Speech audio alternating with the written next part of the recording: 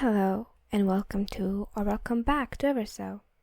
I'm So, and this will be a continuation of 1-800 Gotham by Goldfish in a Bag. Chapter 4. Operation Steal Another Orphan. When Dick first tells Bruce that his attempt at contacting with Angel is successful, he is rather intrigued, if he's honest. And when Angel himself agrees to work with the Bats during Nightwing's second official call with him, Bruce is even a little surprised. While he did approve of the collaboration, Bruce thought it was a long shot at best, considering Angel's reputation and difficulty to track down.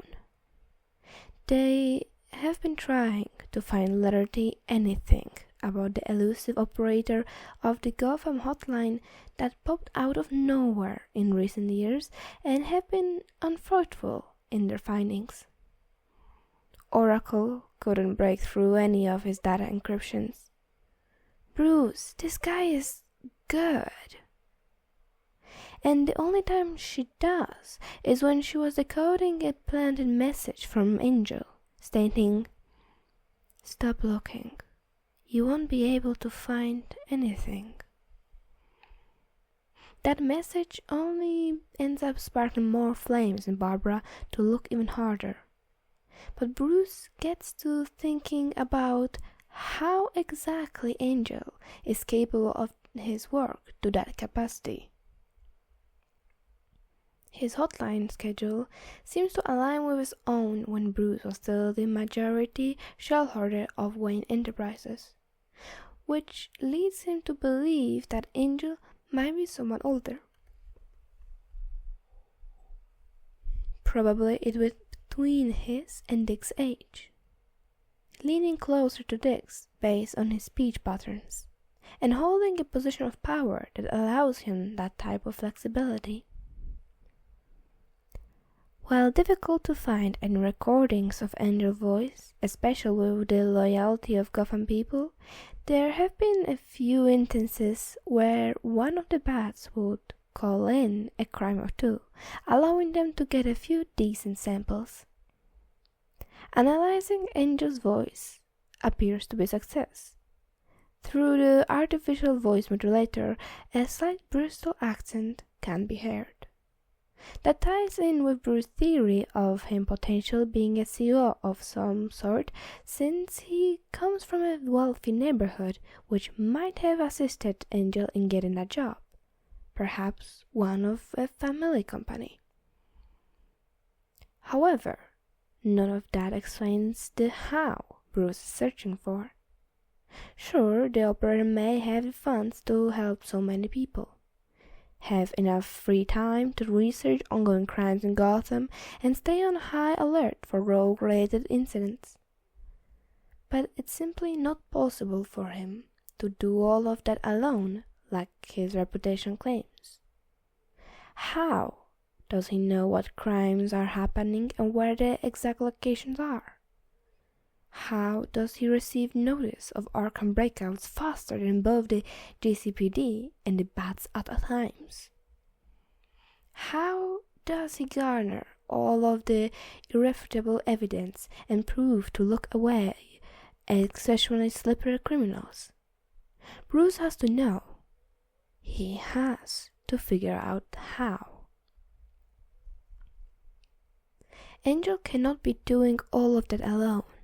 It would practically be considered suicide. Even he, Batman, doesn't truly work on his own. No man is capable of carrying all of that burden and responsibilities by himself, and he would know. He's the picture-perfect example of that. Bruce is left asking how for a long, long time. His question is finally answered on No More Saturday Patrol at approximately 1:37 a.m. "Batman?" Oracle's calling him through his comms. He pauses, coming to a stop on a nearby rooftop with Robin right beside him. Damon has been benched since his arm was broken during a particularly nasty encounter with Killer Croc, but he's been begging Bruce to allow him to go back on patrol again after Leslie removed the cast, especially since there seemed to be an odd shift occurring in the underworld of Gotham that Bruce has yet to figure out. Something big is storming, and it irritates him that he doesn't know what. He presses his earpiece.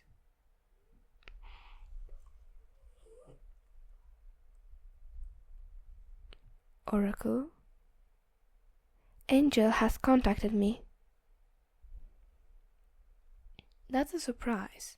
Genuinely, Angel is making the first step and approaching them first. Bruce has avoided contacting the man due to not wanting to scare him off with sudden demands like Nightwing and Oracle suggested. Hence the radio silence for nearly a week now. Who knows what Angel could be thinking? What did he want?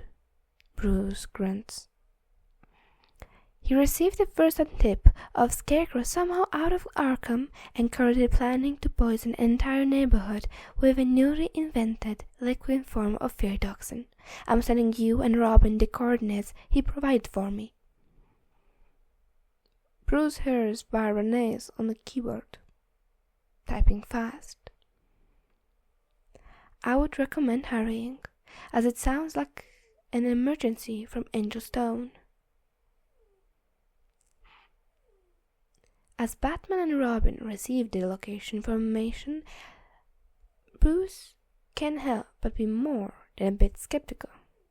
Of course he trusts Barbara's judgment, and he knows she would never be so careless and put them in danger.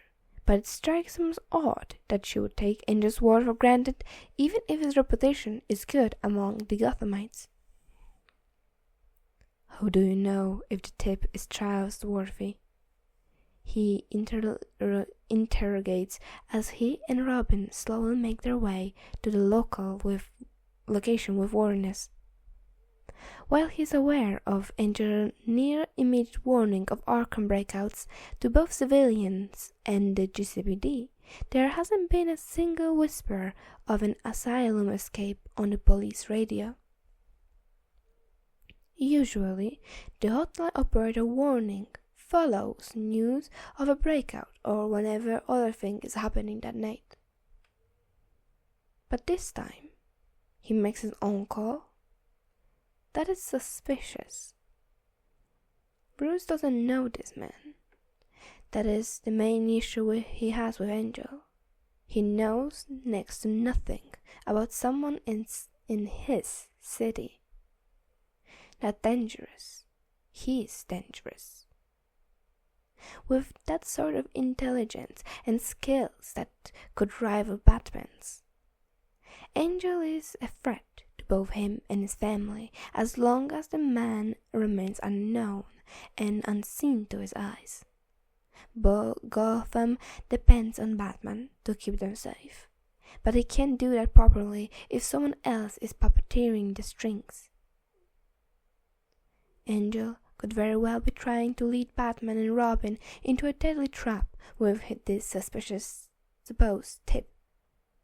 And it's even more suspicious that the first day Robin's back on patrol is also the day he decides to make his move to call in an alleged Scarecrow emergency. Like he said, suspicious.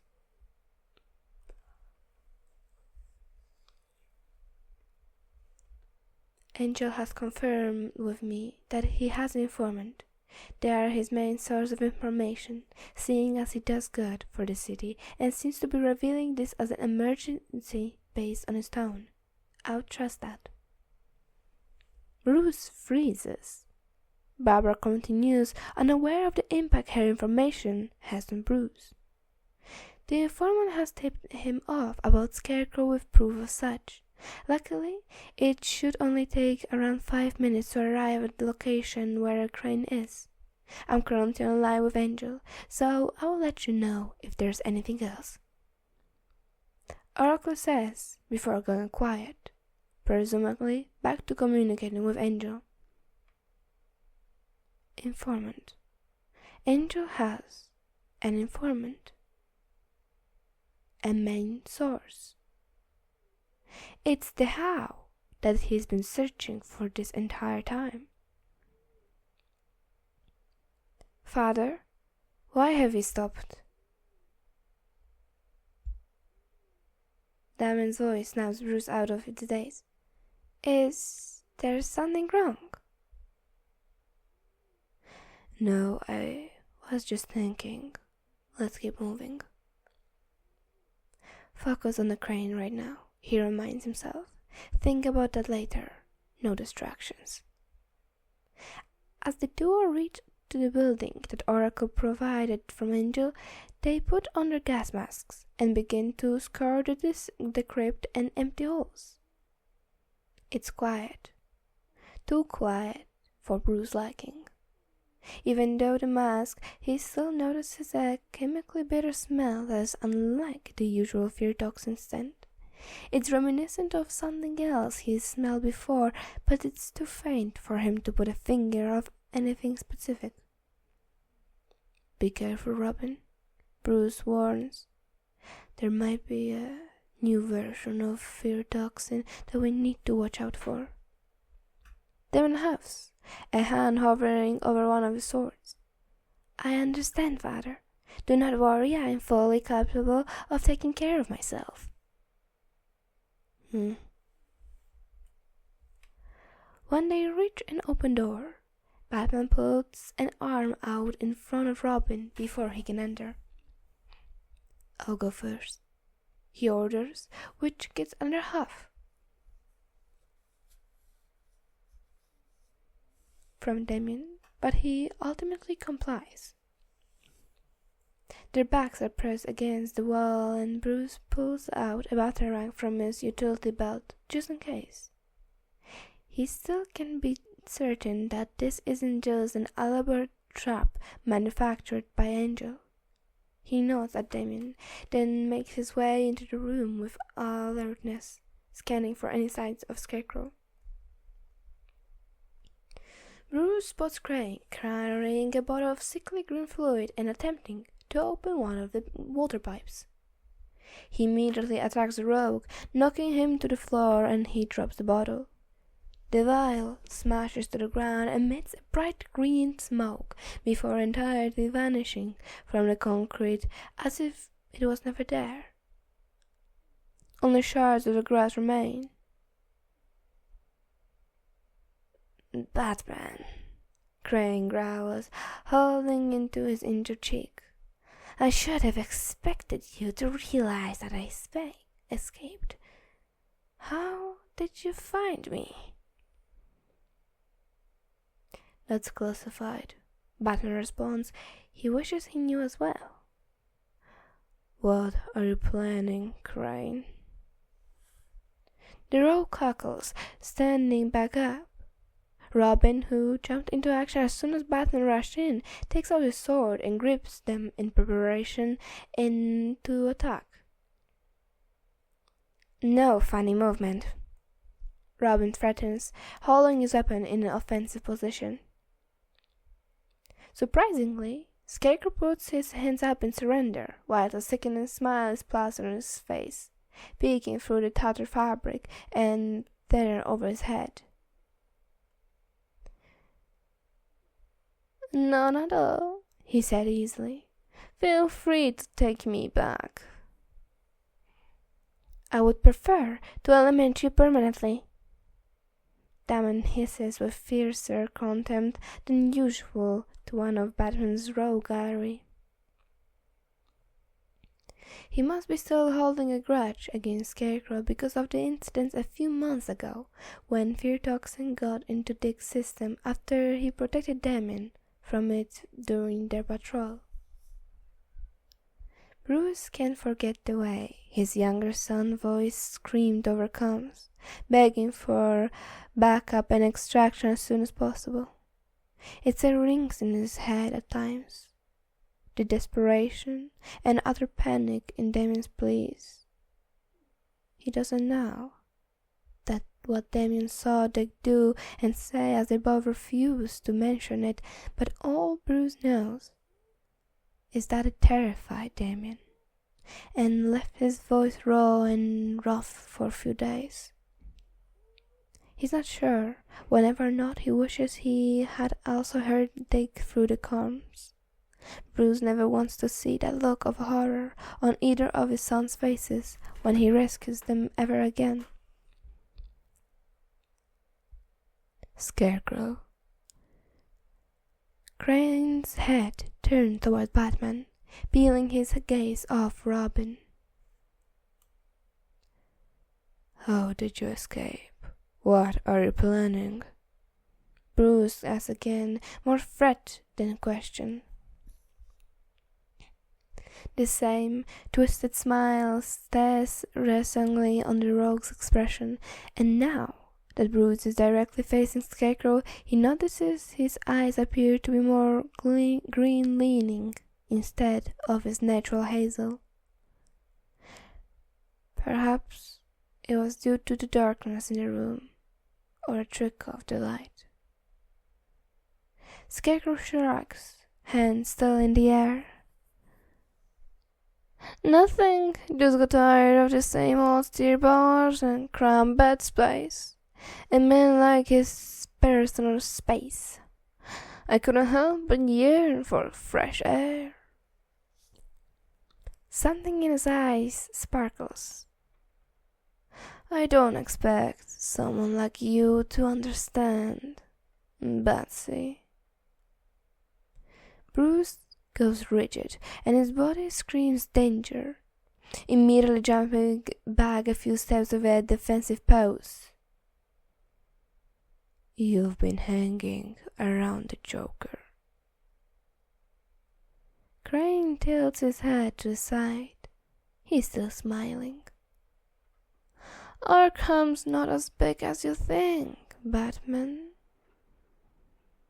The corners of his mouth somewhat stretch even wider and wider. Gotham, not so big either.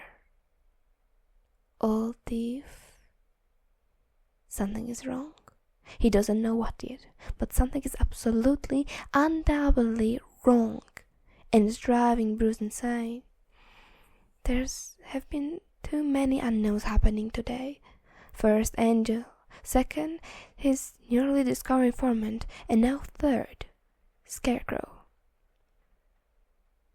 That's 3 too many unknowns for Bruce's comfort. He doesn't do unknowns. You'll have plenty of time to get used to Arkham, Bruce growls, seeing as you're going right back in there. Crane finally drops the smile, a carved down appearance on his face. You don't understand anything, Batman. You act so smart, like you know you're better than us. He spits out, scoffing. That's because he is, that man casually replies, hostilely undisguised. There is not much to be impressed by your worthless lot.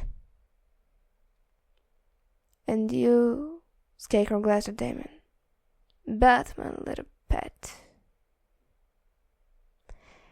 Damon throws a battering at Rogue, just barely missing a chaotic artillery. And Crane yells out in pain. He spreads a hand to his neck while Damon catches the weapon flying back to him. That was mercy, he started viciously. Next time, I won't miss. I am Robin, a title held by only most honorable and brave. I will not allow you to sully with your filthy tongues. Ah, yes, little Robin, Scarecrow sneers. Out of all your predecessors, you are by far the most disappointing one. It appears to me that you have already sullied the title. Bruce sees Damon's eyes briefly flash with hurt, but he swiftly conceals it with fear instead. He interjects, "I ought to cut your tongue out." "And the one before you had his wings broken so early on." Scarecrow cackles, eyes frenzied and wild. "Big shoes to fill. Maybe Joker will do us all a favor again," and a deafening wet crunch of bone breaking interrupts his monologue, the gruesome sound echoing through the abandoned buildings. Crane goes down with one punch, then another, and another, and another, maybe 3 more. Batman isn't keeping track. He just keeps hitting and hitting and hitting until a small hand grips into his arm, stopping him. He freezes, breathing heavily as his head and hearing slowly fade back into reality. "Father!" It's Damien, shouting at him. "I understand your anger, Father, but please, you cannot do this. You cannot allow yourself to do this. If you're gonna take his life, don't carry that weight on yourself. You are Batman. Let me shoulder it for you instead. Father, please, stop." Damien warbles instantly, fear lining his voice. "You are going to kill him." Finally, Bruce snaps out of his daze. He stares at the bloody mess on the floor, body crumpled and disfigured beyond recognition. It's barely breathing. Bruce's fist is throbbing like it's on fire, stained with a deep red. He ignores the pain. "Robin?" Bruce runs out, kneeling down in front of his son. He holds onto one of his arms, looking direct at him. Emerald eyes meet icy blue. Damien's eyes are wet with worry. "Father!"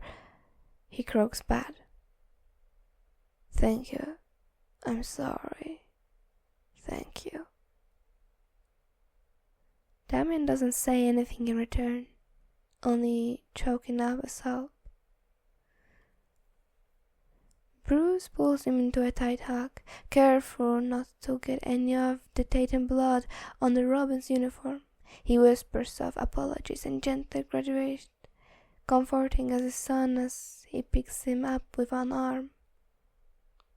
Damien, for the first time in a long time, clings under Bruce, burying his face into the crook of his father's neck and wordlessly sniffing.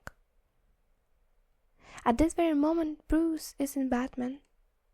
He is not vengeance, nor justice, nor the Dark Knight or Cape Crusader. At this very moment, Bruce allowed himself to be a father. He finds himself holding onto Damien just a little tighter, just a little longer. Scarecrow is still unresponsive, lying limp as Batman ties up the rope with his free hand and brings him back outside for a readmission into the asylum, and probably a hospital. Crane groans, coughing up blood as Batman drags him out. Definitely a hospital at first, he noticed. After some time, Bruce sets Damien down and tentatively pats his head. "I need to make a call to the commissioner," he explains quietly. Damien rubs his red-rimmed eyes with the heel of his hand and nods, turning to stand guard and watch the unconscious Scarecrow's pathetic body. Bruce swears he sees Robin kick the rogue out of the corner of his eye, and he can't help but smile. "What is it?" the commissioner's tired yet strong voice picks up. Bruce steadies his mind, bringing himself back to the mindset of Batman. His voice returns to its original gruffiness as he responds. Scarecrow escaped Arkham. We have him in custody near Full State and Percival. He pauses, catching a glimpse of the battered rogue slumped on the ground. And arrange an ambulance for him to be hospitalized. Oracle will provide you with the coordinates. He states, ready to open comms with Barbara again until Jim speaks up first. No need. Angels already sent them to me. Batman pauses. He has.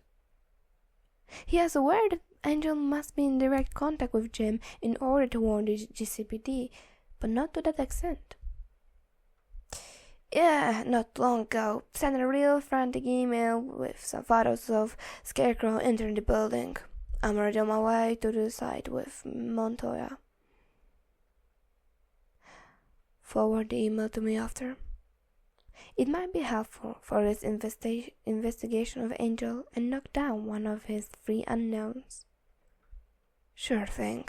You figure out how Scarecrow escaped yet? Negative. He wouldn't say a word about it. Bruce doesn't mention the abnormal connection with Joker. Damn. Jim curses. This won't look too good for us. Media's gonna swarm and pin the blame on the department. Couldn't you request Angel to help with that? Bruce inquires, trying to get some information about the extent of Commissioner and the operational relationship.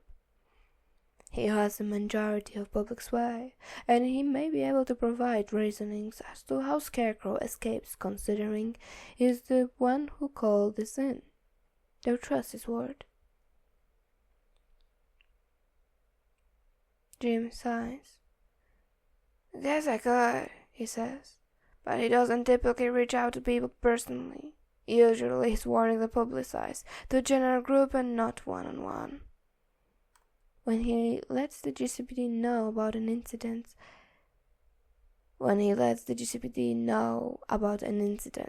he's addressing the department as a whole, not just me.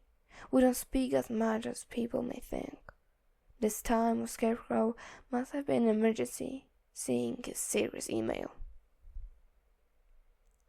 Could we not contact the operator ourselves, Father? Damon pitches in. I believe he may be more compliant in assisting us, if we are the ones to request his help. He has already willingly contacted Oracle tonight, and according to Nightwing, the operator appears to be rather admissible and non-hostile for so far. I do not think it's a terrible idea to reach out, especially if we were to consider the fact that we have yet to do so, despite being one to propose allyship in the first place. Bruce considers it. Damon has a point. They may have a better chance at convincing Angel than the GCPD. What do you think, Commissioner? He asks. Well, I had to say it, but I agree with Robin. You guys have more weight to your names and do more good than the shitty bastards over at the department. Jim grumbles. Despite his best effort, Jim can control every single officer and employee at the GCPD. There are bound to be corrupt pigs in the system. Contrary to popular belief, he continues, Angel doesn't talk with us very long, and if you believe the rumors about it being the GCPD fault, I don't think he'll trust us easily, even if I'm the one to ask him. We really don't want him on our bad side, Batman. Bruce agrees as well, even if Angel's not one for chattering. He isn't one to refuse something that could be beneficial to the people of Gotham. If Bruce is to ignore his paranoia and distrustfulness, he may admit that Angel's actions thus far have not harmed Gotham in any way, and he seems to truly have the people's best interests in mind. Maybe a self-sacrificial extent based on the amount of work it must take. Only another reason for bringing the mentor side. And now he is informant as well. Commissioner Gordon and Detective Montoya arrive at the scene shortly and take Scarecrow back to the Arkham after receiving a brief report from Batman and Robin of the incident. Bruce thinks it's a bit of a shame that the green vial of liquid fear toxin is gone. They could have brought it back to the lab and analyzed its chemical composition so he could find out what had changed. Despite its being a muted scent, that bitterness is mystically a newly added component to the toxin. Something tells Bruce that won't be the last time he encounters that sickly green vial of liquid. He still collects the shattered pieces of glass carefully just to check if there is any residue on them. Oracle, Batman says as he reconnects their comms to her. This is Batman. We have successfully apprehended Scarecrow, and he is on his way back to Arkham with the Commissioner. Copy that. After a few more moments of silence, Oracle's thinner voice returns to the line. Just finished talking to Angel, and I have some good news, B, she says with a smile. Must be good if Barbara's excited. He grunts. What is it? I managed to get Angel to agree to give us his informant contact information, and that he'll be working closely with us alongside Angel, effective immediately. Bruce's eyes widen a bit, raising a hand to press his earpiece closer. Is this confirmed? Yes, it's been confirmed. Angel has given his consent. The informant name is Jackson, and Angel will be sending me his contacts momentarily. This is good, B, Barbara says with eagerness. We're making really good progress in building connection with not only Angel, genius programmer and operator, but now his secret informant as well, who's been revealed as his main source. This is more information than our last 4 years combined.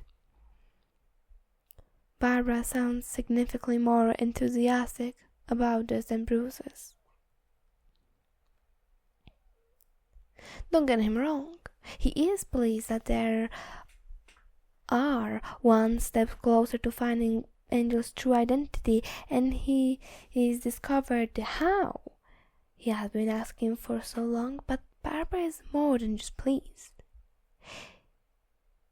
He supposed it's due to her one-sided rivalry with Angel and how she wishes to work together with the man for his intellect and skills. Bruce can say he disagrees with her. It might be nice to have another like-minded individual to share his thoughts and strategies with. But as long as Angel remains unknown to Batman, he's going to stay alert and distrustful about his every move. Tread carefully. We still don't know what his motives are, he reminds. Understood, B, but just putting my own 2 cents out there. I don't think he's as malicious or as dangerous as you may think. I'll believe it when I put a face to the name, he grunts out.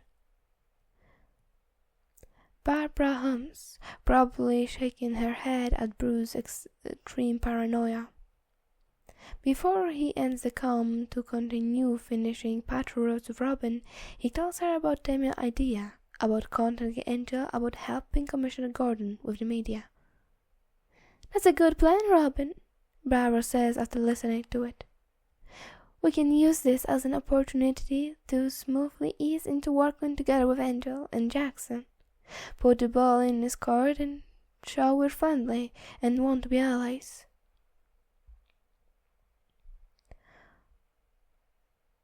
Of course it's a good plan, Oracle. Damon bows with no malice, crossing his arms pridefully. All of my plans are through and well thought. I am not sure if we can do it immediately after Scarecrow captured though, since typically the days following an Arkham breakout is the basis for the hotline according to our calculations. Barbara adds. Not to mention, Angel must be still dealing with the Two-Faced apartment explosion. But since nothing happened this time, I would say we should contact him around 3 days. We need time to prepare for contact with Jackson. He's an informant as well. Jackson, that's right, Bruce thinks. Angel's informant. Did he mention anything else about his informant? He asks. Nothing that we can use to find either of them, but Angel did explain his reasoning for revealing his informant to us. Which is? Barbara paraphrases. He said that Jackson is lonely and doesn't really find line interesting, with the only exception being having Angel with the hotline. She pauses, her keyboard quieting, then adds. It sounded like he really cared about Jackson. Interesting. Is Jackson Angel weakness? Bruce frowns. But why would he willingly give away his weakness? If you really care about Jackson, why reveal his identity and potentially put him in direct danger?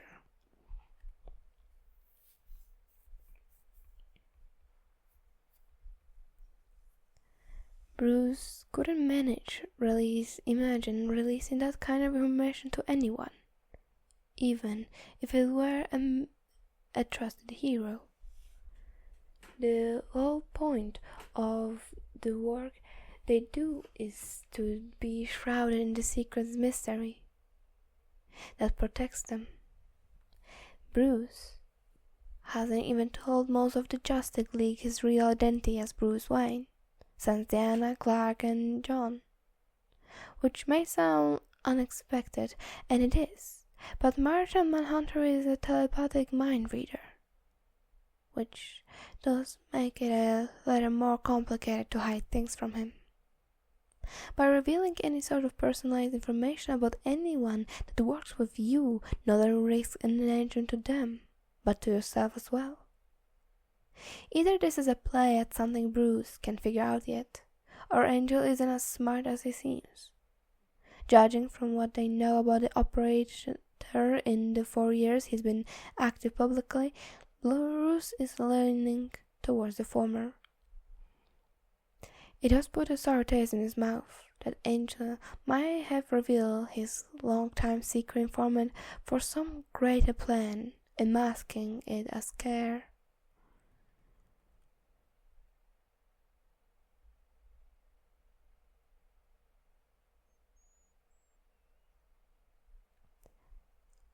We will continue discussing this once we are back in the cave. Is there anything else you can tell me about Angel and his informants right now? Not as of now. We need you and Robin Bowder, though. There has been a spike in criminal activity there. Her typing speeds up as Barbara discovers more detail. Reports suggest an armed deal taking place in an abandoned warehouse. Sending over coordinates now. Acknowledge. Bruce responds, already making his way towards the location with Robin, en route to the brewery. Are there any known affiliation with this particular operation? Damon asks, keep zipping through the wind as the two jump from the roof to roof. Cross-referencing now, she tries off searching. Bruce hears Barbara stuck in sharp breath. Oracle, report. He orders. Looks like Black Mask is arching something this time. she answered, the sound of her fingers flying across the keyboard loud on the line.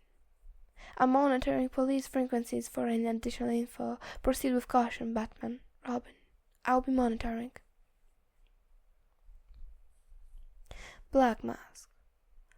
While not particularly surprising to be conducting an arms deal, has been radio silent for the past few months, to Jason's annoyance and dismay. If Roman Sionis is popping back up on the crime radar after being uncharacteristically quiet, it can't be good. Jason and Stephanie are going to warn in on this as long as it pertains to Black Mask. Understood, Oracle. Bruce replies focused. 4 unknowns. Angel, Jackson, Scarecrow, and now Black Mask's sudden resurgence to the underworld. 4 things that Bruce has yet to solve. Unease settles in his chest. 2 of those will be solved shortly, Bruce tells himself. Angel and now Jackson are open for communication. He hopes it goes smoothly. Honestly, this is the end of the chapter, and I am so stupid because I recorded the same chapter or the same beginning of the chapter twice. And this is the first time, what you just heard was the first time. And now, and I had around 32 minutes of audio recorded. And I had this very deja vu feeling that I have read this before. Or, I did read it all before, but, out loud for you guys. And so out of curiosity, I just see down my files if I don't have by any chance somewhere that, part of chapter. And what do I see? An already recorded chapter, missing 3 lines. You're welcome. I have no clue how many mistakes are in this one, because it's been a while since I recorded it. I thought I did not have recorded it. Yeah, I'm talking too much.